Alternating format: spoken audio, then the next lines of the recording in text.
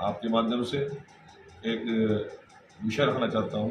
पूरे प्रदेश के अंदर और पूरे देश के अंदर कांग्रेस के लोगों ने किस प्रकार से वोट चोरी को लेकर एक हंगामा खड़ा कर रखा है, और बिहार के अंदर तो आज वोटर बचाओ कुछ ऐसे करके कोई कांग्रेस का नेता राहुल गांधी रैली कर रहा है, इस प्रकार की शुरुआत कर रहा है।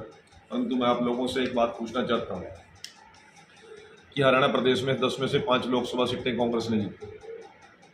यदि उनको ये भय है कि वोट गलत हुई है, वोटिंग मशीन में गड़बड़ हुई है, तो सबसे पहले तो अपनी 5 सीटों की जांच करवा लें। और 37 विधानसभा सीटों पर कांग्रेस के विधायक जीतते हैं, वो भी अपनी जांच करा लें एक बारी। यदि शुरुआत अपने से करनी चाहिए ना। और मैं आप लोगों को बताना चाहता हूँ कि जिस प्रकार 304 सीटों में से घट के भारतीय जनता पार्टी 240 सीटों पे आई, तो उसमें वोट चोरी में वो सीट बढ़ती है या घटती है? ये सवाल मैं कांग्रेस के लोगों से करना चाहता हूँ। और जो लोग उनकी रैली में जाकर गले फाड़ फाड़ के नारे लगा रहे हैं, राहुल गांधी जिंदाबाद और लालू यादव जिंदाबाद, उन लोगों को ये बात समझ लेनी चाहिए। आज ये कांग्रेस की ना नीति है, ना नेता है, ना नीयत है। और बेवजह के आरोप लगाकर डेमोक्रेसी को कमजोर करने की जो साजिश है राहुल गांधी की, एक इस प्रकार से विदेशी शक्तियों के हाथों में खेल रहा है। इसके लिए मैं जनता जनार्दन से, मतदाताओं से निवेदन करता हूँ कि ऐसे लोगों को हमें सतर्क रहने की आवश्यकता है।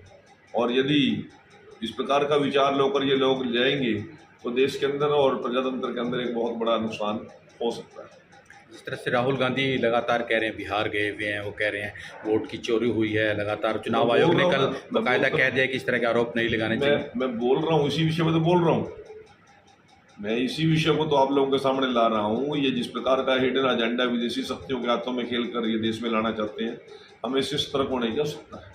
दीपेंद्र हुड्डा आरोप लगा रहे हैं कि जो बीजेपी है चुनाव आयोग का गलत इस्तेमाल कर रही है, दुरुपयोग कर रही है। सामदंड भेद सारे अपनाती है। कल आपके शाहबाद आए थे, यंत्र तंत्र मंत्र सब यूज कर रही है। हमने तो सब कुछ यूज किया, फिर वो जीत कैसे गया? जीत कैसे गया? कैसे शैलजा जीत गई? कैसे सतपाल ब्रह्मचारी जीत गया? कैसे जयप्रकाश जेपी जीत गया? कैसे दीपेंद्र के पिताजी भूपेंद्र हुड्डा जीत गए? कैसे जयप्रकाश का लड़का जीत गया? कैसे रणदीप सुरजेवाला का लड़का जीत गया? बताइए ना इस बात को भी आकर। आरोप लगाने से कोई बड़ा नेता नहीं बन जाता। दीपेंद्र और इनकी सबकी एक ही लाइन विदेशी शक्तियों के हाथ में खेलकर एक ही एजेंडे पर ये बात कर रहे हैं। और जिस प्रकार का मति भ्रम कांग्रेसियों का हुआ, शायद आज तक किसी विपक्षी दल का नहीं हुआ। 10-11 साल सत्ता से बाहर कर रहे हैं, इनके अंदर पागलपन के दौरे चल पड़े हैं। विपक्ष में हम भी रहे हैं, हमारे नेता भी रहे हैं।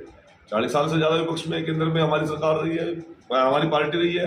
हरियाणा में सबसे ज्यादा लंबा विपक्ष हमने काटा है। इस प्रकार की बौखलाहट, इस प्रकार की असहाय, इस प्रकार कमजोर नेतृत्व हमने नहीं देखा।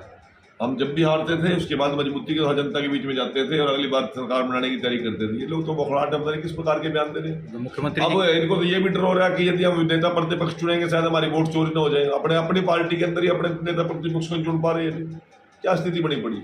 मुख्यमंत्री जी का जैसे बयान आ रहा है कि तांत्रिक से इलाज कराना चाहिए राहुल गांधी का, तो आप मुख्यमंत्री जी ने ठीक बयान दिया, और क्या इन पर जरूर बयानों क्या जवाब दें? सारा दिन कोई ठोस बयान हो, समझदारी का बयान हो, डेमोक्रेसी को मजबूत करने का बयान हो, विपक्ष की जिम्मेवारी बनती है, नहीं करती।